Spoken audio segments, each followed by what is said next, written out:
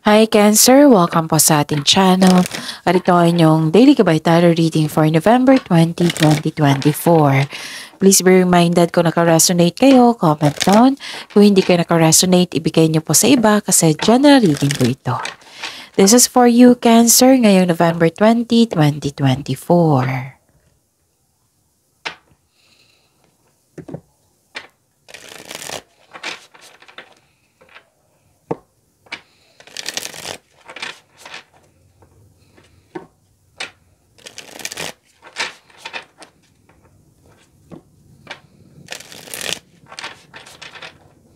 Para po ito sa inyo Cancer ngayong November 20, 2024. Maraming salamat po sa inyong patuloy na suporta at maraming salamat din po sa mga hindi nag-skip ng ads. Gamitin ang reading na ito bilang gabay lamang sa mga hindi pa nag-subscribe. Subscribe na po kayo at click bell notification para malaman nyo na may bago tayong video. Para sa mga gustong magpa-reading po, may lumabas dyan sa screen nyo ngayon. Panoorin nyo po at sundin ang instruction. Calling the attention sa mga suki ko dito na Cancer. Open na po ang inyong monthly Gabay Tarot reading for November 2024. May 6 months from now reading tayo at love life reading po. So message me Cancer for schedule. Maraming salamat po. Okay, please be reminded Cancer na pasensya na po.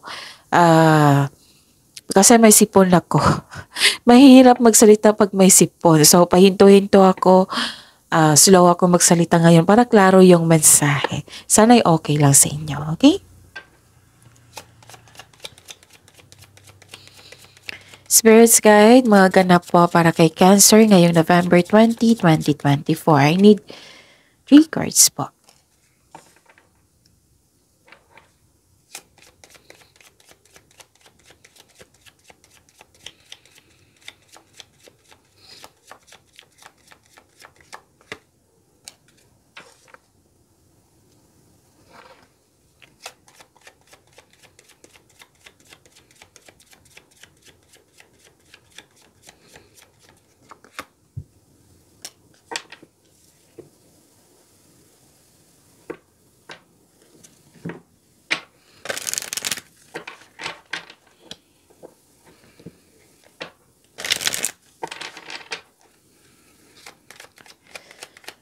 Spirits Guide, mga mensahe po para kay Cancer ngayong November 20, 2024. I need 2 cards po.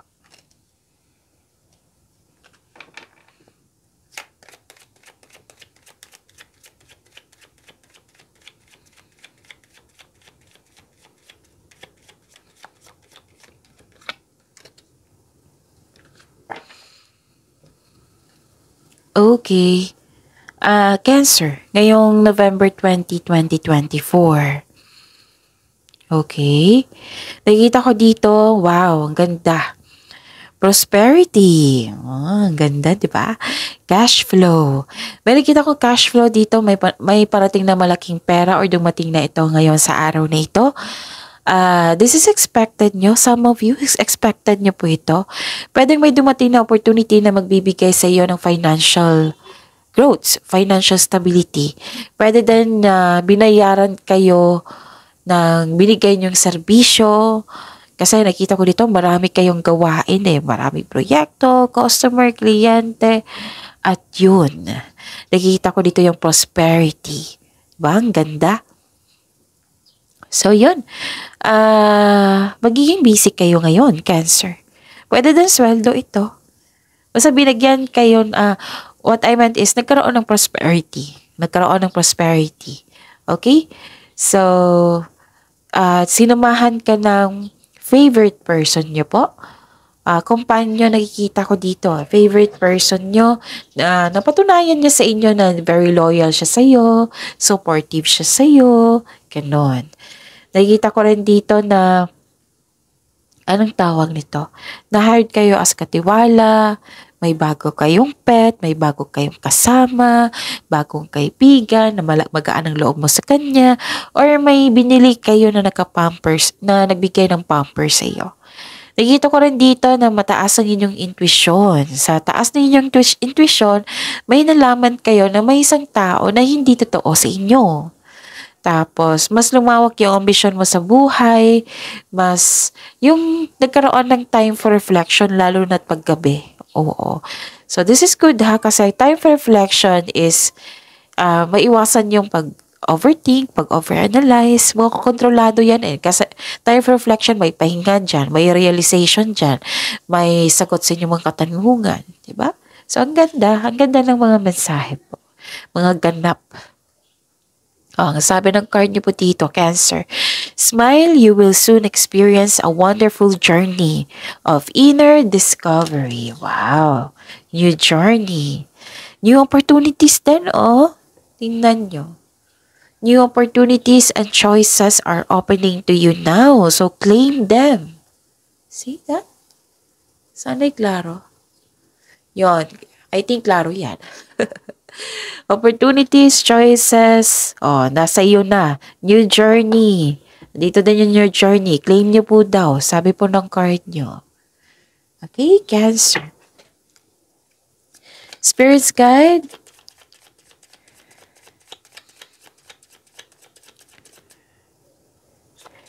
Energy po ni Cancer ngayong November 20, 2024.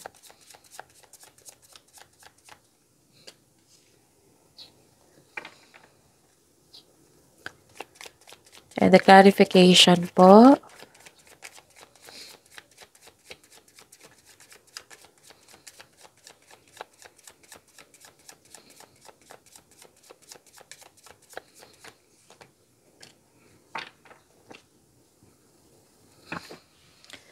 Sa mga may oras, kung gusto nyo po ha, panoorin nyo po yung last 4 days kabay tarot reading nyo.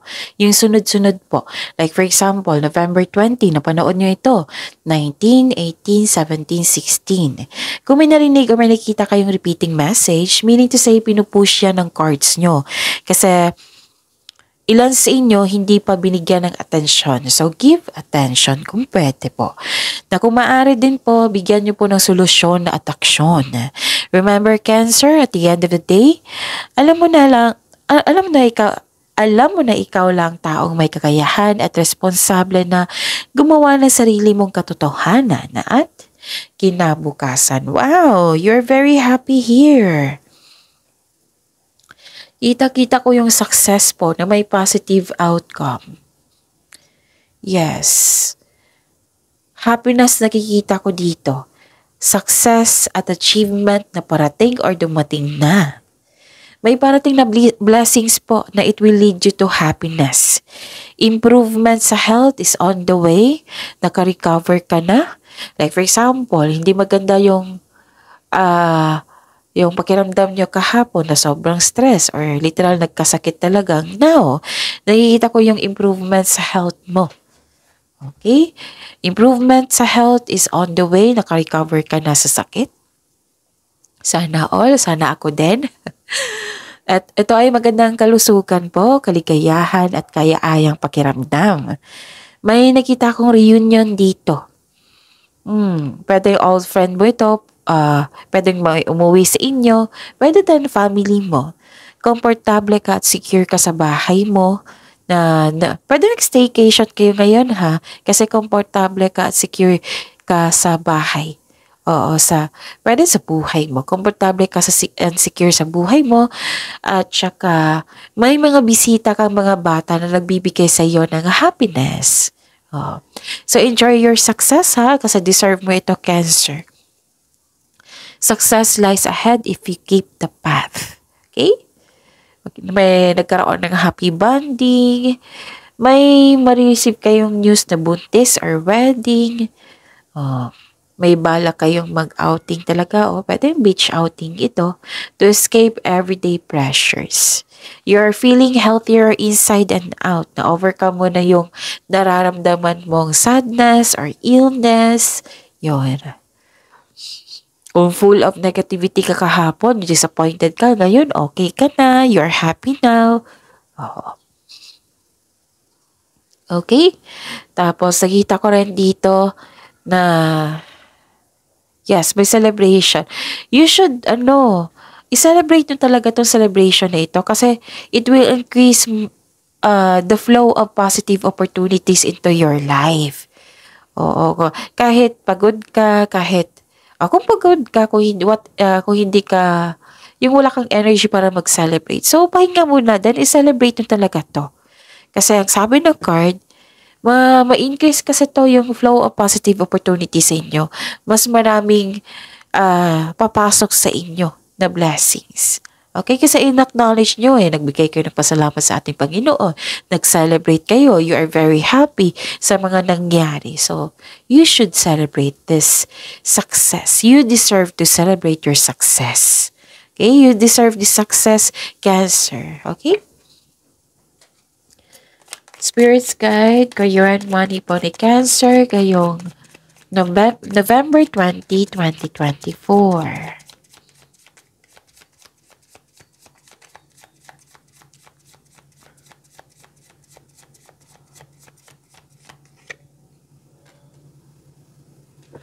And the clarification of this card po.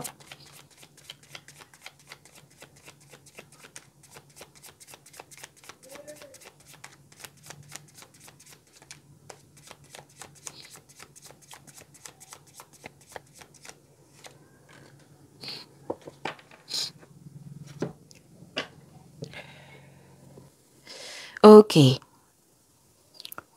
May concern kayo sa taong very controlling. Yung dictator, inhumane, toxic. Oo. Cold, hindi siya alas sa'yo. May concern kayo sa kanya. Kung pwede po daw, iwasan niyo po siya. Okay? Pwede din judger ito. Kaya umiwas na lang po. Huwag niyong hayaan na magalit kayo sa kanya. Umiwas na lang po. Ito yung lumabas sa oracle card niyo na may taong hindi totoo sa inyo. Okay? Kung pwede lang na huwag na kayong magalit, iwasan na lang po. Okay? Tapos, okay. May parating po na opportunity. Wow, another card na nagsabi ng opportunity. Your finances are improving also. So, this is the clarification of your oracle cards here. Diba, yung prosperity, andito rin. Sa career and money mo. Your finances are improving also and you're becoming more confident sa trabaho mo ngayon. Okay? May matatanggap kang mensahe galing sa isang unexpected sources. Pwedeng itong galing sa isang tao na mas bata pa sa iyo or ito yung intuition mo kasi malakas na yung intuition. May gustong mag-reach out sa inyo. Oo, kasi may salbahe sa inyo, di ba? May toxic. Baka siya yung maghihingi ng sorry or ibang tao to. May maghihingi ng sorry sa inyo, Cancer. At saka i-claim nyo to ha kasi may good news po na parating. Opportunity. So yun na. So don't let your emotions get in the way. Malakas sa yung intuition. This is very, very good. Kasi, you're showing your kindness to everyone pa rin. Kahit may toxic, pinapakita mo pa rin yung kindness mo. This is good. Pero, nakikita ko yung sensitivity mo dito Pero mas pinili mo maging mabuti sa yung sarili at sa kapwa. Wow, personal development to Ang ganda. So, self-exploration, and andito rin yung time for reflection po. Emotional intelligence, yes, andito. Ang sweet-sweet mo ngayon, Cancer. Nakitang-kita ko dito. Okay? Okay. May good news talaga na parating at mensahe na parating sa inyo. Okay. So, this is a clarification also new opportunities, choices, new journey. Marami nang sinabi dito na opportunities, right? So, yun. Spirits Guide. Love life, self-love, partnership, and romance ni Cancer ngayong November 20, 2024. And the clarification of this card po.